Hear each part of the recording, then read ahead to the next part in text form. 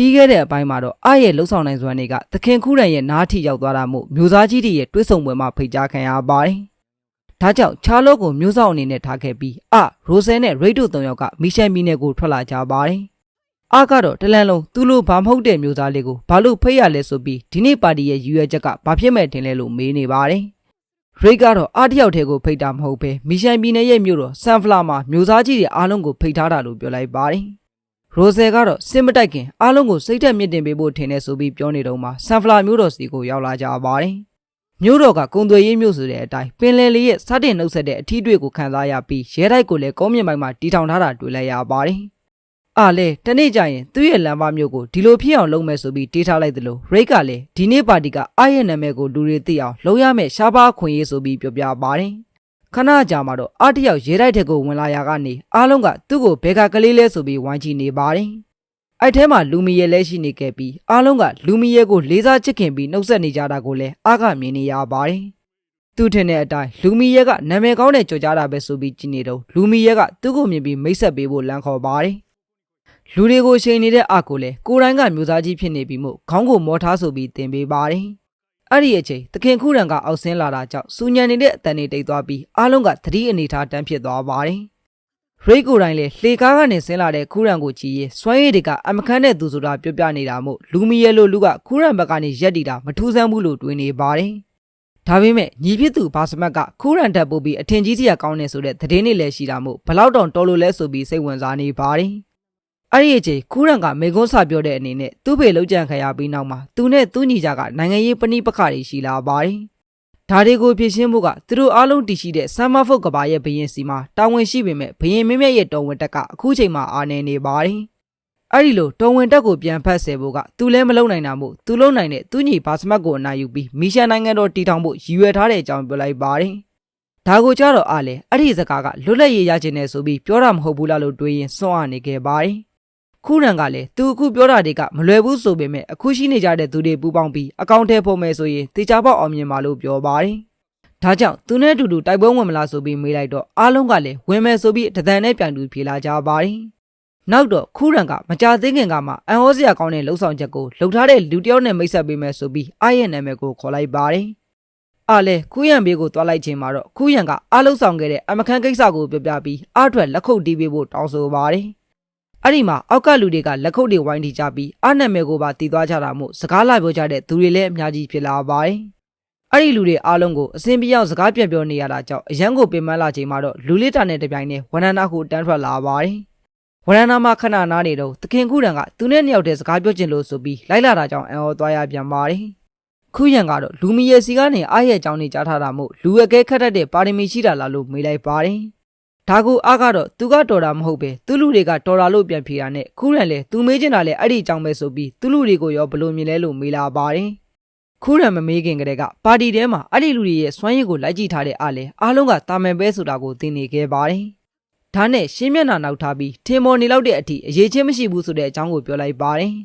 ဒါကိုကြတော့ခူးရန်ကရှိလိုက်ပြီးသူကအဲ့ဒါကိုသိထားတာမို့ပြောတာမှန်တယ်လို့ထောက်ခံလိုက်ပါတယ်သူလူတွေကသစ္စာရှိတဲ့လူကောင်းနေဆိုတာမှန်ပေမဲ့အရေးချင်းနဲ့ပတ်သက်လာရင်တော့အားနေကြတယ်လို့ပြောပြပါတယ်။သူကိုယ်တိုင်လည်းအဲ့ဒါကိုသိနေပေမဲ့စီကနေအတီးပြူစကားကြားချင်တာမို့ဒီအတိုင်းဆိုဒီလူတွေနဲ့ရှင်းဆက်ရမယ့်စစ်ပွဲကမလွယ်လောက်ဘူးလို့ပြောပြပါတယ်။ဒါကြောင့်အခုတလောရဲ့ဂုံသတင်းနေကြရတော့သူ့မှာထူးချွန်တဲ့လူသစ်လေးရှိတာပဲဆိုပြီးပျော်နေမိတယ်လို့ပြောပြပါတယ်။ကိုသူကအယမ်းမျှော်လင့်ထားတာမို့လာမယ့်စစ်ပွဲမှာအနိုင်ရခဲ့ရင်ကာနာရဲမျိုးရဲ့မျိုးသားရတူပေးမယ်လို့ခရီးပေးလိုက်ပါတယ်။ဒါကိုကြတော့လေသူ့ကိုပေးရင်လူမီရဲကိုကြဘာလို့ပြစ်မှလဲဆိုပြီးအလံတကြားနဲ့ပြန်မေးမိပါတယ်။ဒါနဲ့ခူးရန်ကရည်ပြီးလူမီရဲကသူ့အတွက်ရှားပါပြီးကိုရတဲ့လူယုံမှုဒီထက်ပိုကြီးတဲ့နေရာကိုလက်ဆောင်ပေးမှလို့ပြန်ပြောပါတယ်။နောက်ထပ်စစ်ပွဲအတွက်တိုင်ပင်မဲ့ကောင်စီကိုလည်းရိတ်တို့နဲ့အတူတူတက်ခဲ့ဖို့ကိုအခုကတည်းကတခါတည်းဖိတ်လိုက်ပါတယ်။အဲ့ဒါအပြင်ရဲ့အကဲဖြတ်တတ်တဲ့မျိုးလုံးတွေကိုသုံးပြီးသူ့အတွက်အရေးချင်းရှိတဲ့လူတစ်ယောက်ရှာပေးဖို့လည်းပြောလာပါတယ်။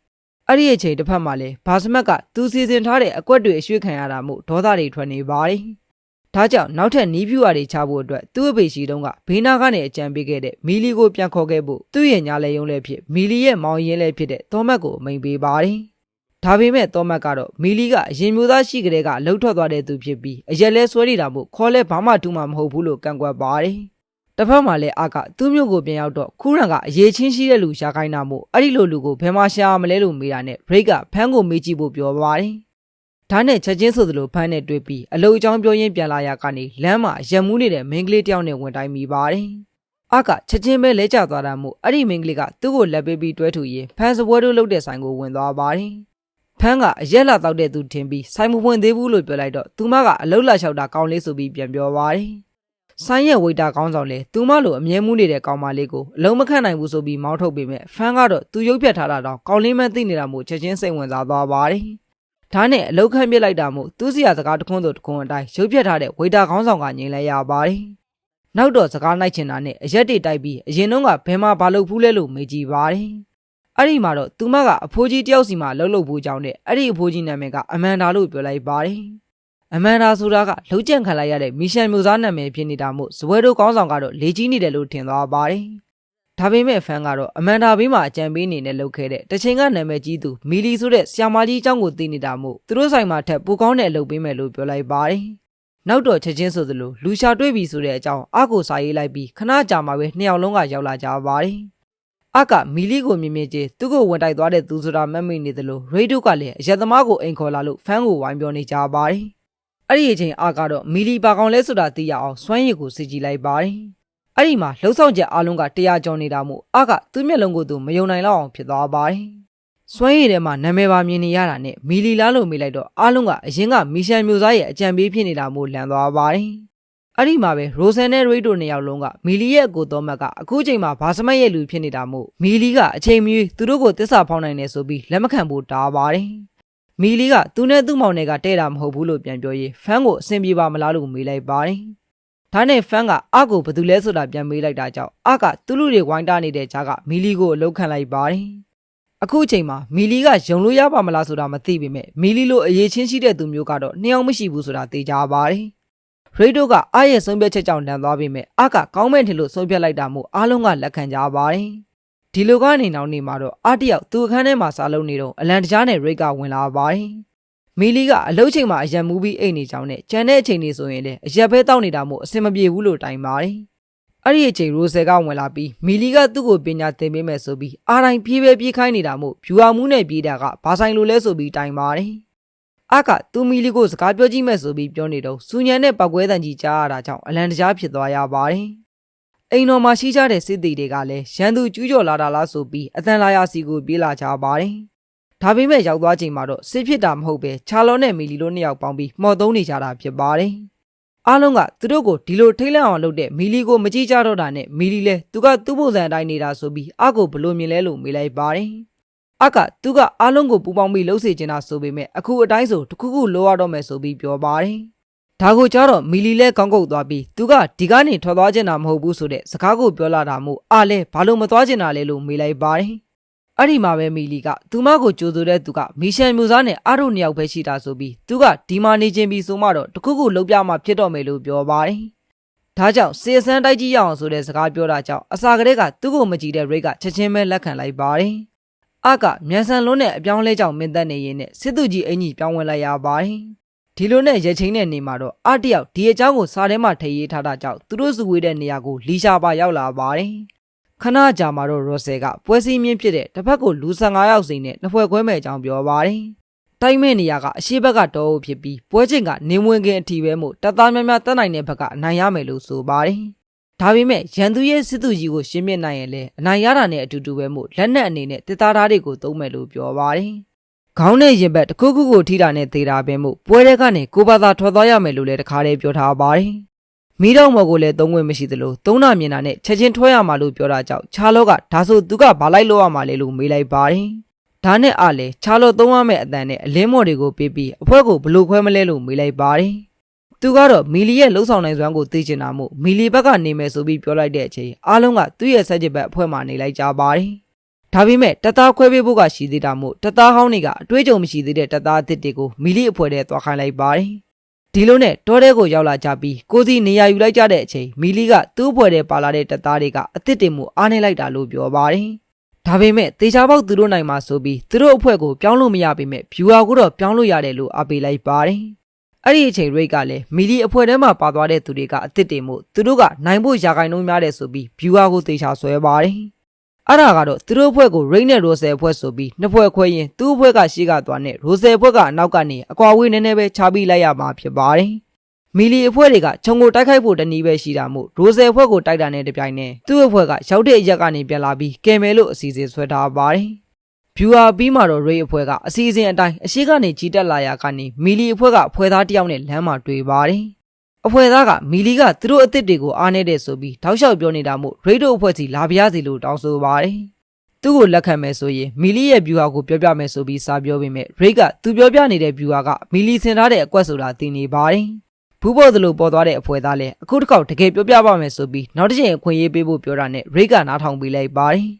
်နောက်တော့အဲ့ဒီအဖွဲ့သားကိုသူ့အဖွဲ့ထဲဝင်ခွင့်ပေးလိုက်သလိုရန်သူအဖွဲ့ကမှုစိတ်ချရအောင်မော်တော်ကိုတင်ထားမယ်လို့တင်ယူလိုက်ပါတယ်။တင်ပြီးတာနဲ့တပြိုင်နက်ဒီလူကလိန်နေတာမှုဖမ်းဆိုပြီးဖမ်းကားလိုက်ရကနေအဲ့ဒီအဖွဲ့သားဖွဲ့ယူလာတဲ့နောက်ထပ်မော်တော်တန်ကိုလည်းရှာတွေ့သွားကြပါတယ်။ဒါဒီအားလုံးကမီလီရဲ့ viewer တွေဖြစ်ပြီးရေဒိုအဖွဲ့ရဲ့ဒီနေရာကိုသိရတာနဲ့တပြိုင်နက်အတန်မော်ဖောက်ဖို့အတွက်အကွက်ဆင်ထားတာဖြစ်ပါတယ်။ဒါပေမဲ့ရိတ်ကအားလုံးကိုရိမ့်မိနေတာမို့အဲ့ဒီအဖွဲ့သားကိုခေါ်ပြီးဆက်လာရကနေသူတို့ကိုကြောပေးပြီးရက်နေတဲ့စစ်တီတွေကိုတွေ့လိုက်ရပါတယ်။ဒါနဲ့မီလီဘက်ကလူတွေထင်ပြီးတစ်သားသားနဲ့ဝင်ရိုက်လိုက်ပေမဲ့အားလုံးကလူမဟုတ်ပဲအယုတ်တွေဖြစ်နေကြပါတယ်။အဲ့ဒီအချိန်ကျမှအယုတ်တွေကြားတဲ့ကနေမီလီနဲ့အားတို့ပေါ်လာပြီးသူထင်တဲ့အတိုင်းဖြစ်နေတာမို့မီလီကရည်နေခဲ့ပါတယ်။ဒါနဲ့ရိတ်ကပို့ပြီးတော့မခံချင်ဖြစ်သွားပြီးသူတို့ကအားကိုရရင်နိုင်ပြီဆိုတဲ့စကားကိုပြောလိုက်ပါတယ်။အဲ့ဒီမှာမီလီကဒါဆိုရင်စိန်ပြေးတန်းကစားကြတာပေါ့ဆိုပြီးအားကိုသူ့ပကုံးပေါ်တင်ကထွက်ပြေးသွားပါတယ်။ရိတ်တို့တွေကအနောက်ကနေလိုက်ဖမ်းရင်မိတော့မဲ့အချိန်မှာမီလီကကြိုပြီးပြင်ဆင်ထားတဲ့ထောင်ချောက်တွေမှာမိပြီးမှောက်ရက်တွေလဲကုန်ကြပါတယ်။ဒါပေမဲ့ရိတ်ကတော့အဲ့ဒီထောင်ချောက်တွေကိုပြင်းရင်းနဲ့တောင်သတိထားမိနေတာမို့အမိမခံပဲမီလီတို့နောက်ကိုဆက်လိုက်နေပါတယ်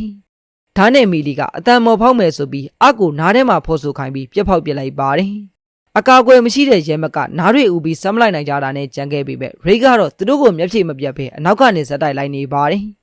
အကဇောနဲ့လိုက်နေတဲ့ရိတ်ရဲ့ပုံစံကိုမြင်တော့တကယ်စစ်ပွဲမဟုတ်တာတောင်တော်တော်ကြောက်စရာကောင်းပါလားဆိုပြီးလန့်နေပါတယ်။အဲ့ဒီအချိန်ပွဲကြည့်နေတဲ့ထက်ကလီရှာကလည်းသူ့ရဲ့အနာဂတ်သတို့သားလောင်းလေးကသစိမ်းမင်းကလေးရဲ့ပခုံးပေါ်ရောက်နေတာမို့ဥတိုနေခဲ့ပါတယ်။ဒါနဲ့ရိတ်ရဲ့နာမည်ကိုအော်ခေါ်ပြီးမီလီကိုအနိုင်ယူပစ်ဖို့အော်ပြောလိုက်သလိုပွဲလာကြည့်တဲ့ထက်ကကလေးနှစ်ယောက်ကလည်းမီလီတို့ဘက်ကစစ်သည်တွေကိုမတွေ့ရလို့ထူဆန်းနေပါတယ်။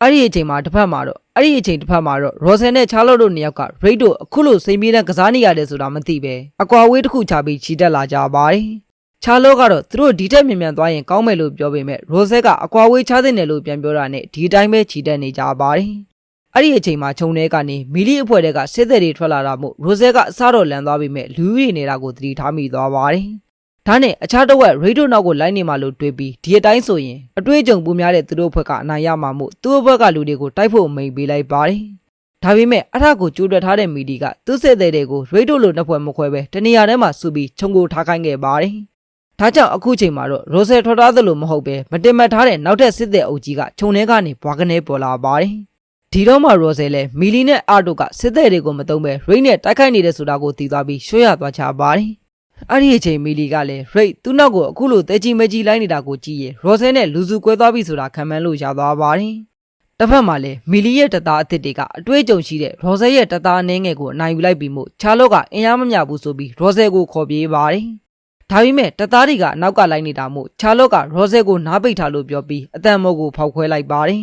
။အဲ့ဒီမှာဝုန်းစုတဲ့ပောက်ကွဲသက်ကြီးနဲ့အတူတပ်သားတွေရောနားပိတ်မထားတဲ့ချာလော့ပါနားစီတွေဥကုန်ကြပါတယ်။ဒါနဲ့ရော်ဆယ်ကတယောက်တည်းကြံတော့သလိုဖြစ်သွားတာမို့ရိတ်နဲ့ပေါင်းမဲ့ဆိုပြီးချီဦးတဲ့ရပြေးလာပါတယ်။အဲ့ဒီအချိန်မီလီကလည်းခုနကအတန်ကြားရတာမို့ရော်ဆယ်ရှိတဲ့နေရာကိုတီးသွားတာနဲ့အဲ့ဒီကိုဦးတယ်ပြီးပြေးလာပါတယ်။တိုင်ဝဲကမကြခင်ပြီးတော့မှမို့သူ့ရဲ့အမြန်နှုန်းကိုဒီထက်မြင့်တင်လိုက်တဲ့အချိန်ရိတ်ကလည်းသူတင်လိုက်တဲ့အတိုင်းအနောက်ကနေလိုက်ပြီးအမိလိုက်နေပါတယ်။အဲ့လေတောက်လျှောက်ပြင်းနေတဲ့မီလီကဒီအမြန်နှုန်းတဲ့ပုံမြန်အောင်ပြင်းနိုင်သေးတာမို့အန်အော်နေတော့ရိတ်ကိုမြင်တော့ပိုပြီးတောင်အန်အော်သွားပါတယ်။တကယ်တော့ရိတ်ကလည်းပုံမှန်ဆိုရင်အဲ့လောက်ပြင်းနိုင်မှမသေးချပေမဲ့အားရဲ့အယုံကြည်ရဆုံးတတ်တော်ဆောင်ဖြစ်ရမယ်ဆိုတဲ့စိတ်နဲ့အခုလိုပြေးနေခဲ့တာဖြစ်ပါတယ်။ဒါကြောင့်မို့လို့မီလီလိုလူမျိုးစီမှာအဆုံးရှုံးမခံနိုင်ဘူးဆိုပြီးတွင်းနေတော့တပ်သားတွေနောက်ကလိုက်လို့အော်ပြေးလာတဲ့ရော်ဆယ်ရဲ့အတန်ကိုကြားလိုက်ရပါတယ်။မကြခင်မှာရော်ဆယ်ကိုမြင်လာရတာမို့ရိတ်ကပြေးတာကိုမရက်ပဲဆက်ပြေးဖို့နဲ့သူကမီလီကိုအနိုင်ယူမဲ့လို့အော်ပြောလိုက်ပါတယ်။အဲ့ဒီအချိန်မှာပဲအကသူ့အဖွဲ့နိုင်ဖို့အတွက်တောင်းပန်ပါတယ်ဆိုပြီးမှော်မီကိုတုံးလိုက်တာမို့အနောက်ကလိုက်လာခဲ့တဲ့ရိတ်လည်းမြင်ကွင်းတွေဝေဝါးကုန်ပါတယ်။အဲ့ဒီခဏလေးအတွင်းမှာမီလီကရော်ဆယ်ရဲ့ကောင်းကိုတစ်သားကောင်းနဲ့ထိလိုက်နိုင်ပြီဆိုပြီးရိတ်ကတော့အကိုထိဖို့ရွယ်နေတဲ့အနေအထားမှာဖြစ်သွားပါတယ်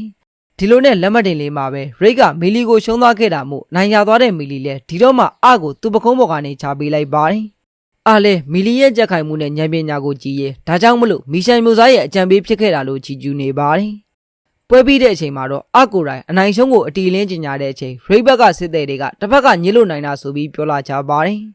ဒါနဲ့ရိတ်လည်းစစ်ပွဲမှာညစ်တာတွေမမျှတတာတွေမရှိတာမို့အခုပွဲမှာဆိုရင်သူတို့ဘက်ကအသာစီးရခဲ့တာလို့ပြောလိုက်ပါတယ်ဒါပေမဲ့ရှုံးသွားခဲ့တာမို့ရလာတဲ့ရလက်ကိုတော့လက်ခံရမယ်ဆိုပြီးသူကိုယ်တိုင်လည်းမီလီရဲ့ရှစ်ကိုသွားပြီးဦးညွတ်ကသူရှုံးတာကိုလက်ခံလိုက်ပါတယ်ရောဆဲကအနောက်ကနေလိုက်လာပြီးသူ့ကိုဘာလို့ပြေးပဲပြေးခိုင်းခဲ့လဲဆိုတာကိုအခုမှပဲနားလဲတော့လဲဆိုတဲ့စကားနဲ့အတူဦးညွတ်လိုက်ပါတယ်သူတို့လိုလူတွေကအစအရှုံးကိုလက်ခံပြီးဦးညွတ်နေတာမို့ကျန်တဲ့တပ်သားတွေလည်းသူတို့အရှုံးကိုလက်ခံလိုက်ကြပါတယ်မီလီကဒါကိုမြင်တော့အာစီကိုရောက်သွားပြီးအပိုင်ထားတဲ့သူတွေကအမခမ်းပဲလို့ချီကျူးရင်ဒီလိုစူဆောင်းထားဖို့ထောက်ရင်တခုခုကြမ်းစီနေတာပဲလို့မေးလိုက်ပါတယ်ဒါနဲ့အလည်းအစကတော့စစ်ပွဲတွေမှာအသက်ရှင်နိုင်မဲ့တန်မာတဲ့နေရာတစ်ခုတိစောက်ဖို့ရည်ရွယ်ထားပေမဲ့အခုတော့ကလေးတွေပျော်ပျော်ကြီးအသက်ရှင်နိုင်မဲ့နေရာကိုပဲတိစောက်ချင်တာလို့ပြောလိုက်ပါတယ်ဒါကိုကြားတော့မီလီလည်းစစ်မတိုက်ချင်ဘူးဆိုရင်ဘရင်ဖြစ်အောင်လုပ်ဆိုတဲ့စကားနဲ့အတူအသာဆိုရင်ဖြစ်နိုင်တယ်လို့လည်းပြောလိုက်ပါတယ်အကဒါကိုကြားတော့သူ့အဖေအသက်ရှိတဲ့နှုန်းကပြောခဲ့ဘူးတဲ့စကားကိုပြန်အမှတ်ရသွားတာမို့ငြိမ်သက်သွားခဲ့ပါတယ်ဒါပေမဲ့ခဏကြာမှတော့စစ်ပွဲအတုကပြီးသွားတဲ့အတွက်အောင်ပွဲခံတဲ့အနေနဲ့စားသောက်ပွဲကြီးကျင်းပနေကြပါတယ်ရောဆယ်ကတော့သူသာမီလီစကားကိုနားထောင်ပြီးအပြေးလေးချင်းခဲ့မယ်ဆိုရင်သူတို့ဒီပွဲမှာနိုင်မှာပဲလို့တွေးရင်စစ်ပွဲမှာဖြူဟာတစ်ခုတည်းကအရေးပါတာမဟုတ်ဘူးဆိုတာကိုနားလည်သွားပါတယ်အဲ့ဒီအချိန်ရိတ်ကလည်းအကိုသူရှုံးခဲ့တာအတွက်တောင်းပန်စကားပြောတာမို့အကဒါကရိတ်ပေါ်ထားတဲ့သူ့ရဲ့ယုံကြည်မှုကိုပြန်မသွားပါဘူးလို့နှစ်သိမ့်ပေးပါတယ်နောက်တော့မီလီကတကယ်တော်တဲ့သူပဲတော့ဆိုပြီးပြောတာကြောင့်ရိတ်ကလက်မခံချင်ပေမဲ့ဟုတ်တယ်ဆိုပြီးလက်ခံလိုက်ရပါတယ်ဒါနဲ့ရိတ်ကမီလီပြောတာကိုဘလို့ထင်လဲဆိုပြီးသူဘရင်ဖြစ်အောင်လုပ်မယ်ဆိုရင်ရိတ်ကသူ့ကိုကူညီမလားလို့မေးလိုက်ပါတယ်ရိတ်ကသူကအစာကလေးကအကိုဘရင်ဖြစ်နိုင်မယ်လို့ယုံကြည်ထားတဲ့သူမို့ဘရင်ဖြစ်တဲ့အထိပံ့ပိုးသွားမယ်လို့ကတိပေးပါတယ်နောက်ပြီးသူဒီနေ့ရှုံးသွားခဲ့တယ်ဆိုပေမဲ့နောက်ဒါမျိုးမဖြစ်ရလေအောင်လေ့ကျင့်ရေးကိုလည်းနှစ်ဆတိုးလုပ်မယ်လို့ကတိပေးပါတယ်နောက်ရက်တွေမှာတော့သူကတိအတိုင်းကြောက်စရာကောင်းအောင်နှစ်ဆပိုလေ့ကျင့်နေတာမို့စစ်တီတွေကလက်နေခဲ့ပါတယ်သူ့လိုပဲရိုဆယ်ကလည်းချာလောရဲ့မော်ကူပညာကိုသုံးပြီးပြေးတာကိုအစွမ်းကိုလေ့ကျင့်နေခဲ့ပါတယ်အဲ့ဒီလိုကနေတရက်မှာတော့သခင်ခုရန်စီကနေစစ်ပွဲအတွက်ကောင်းစီမာအစည်းအဝေးလုပ်မှာမို့အကိုတက်ရောက်ဖို့ဖိတ်တဲ့ဖိတ်စာရောက်လာပါတယ်ဒါနဲ့အလေမီဒီအပါဝင်အားလုံးကိုသူနဲ့အတူခုရန်ရဲ့ပွဲကိုတက်ရမှာမို့ပြင်ဆင်စရာရှိတာတွေပြင်လိုက်ဖို့ပြောလိုက်ပါတယ်ဒါကတော့စီဇန်1ဖြစ်ပါတယ်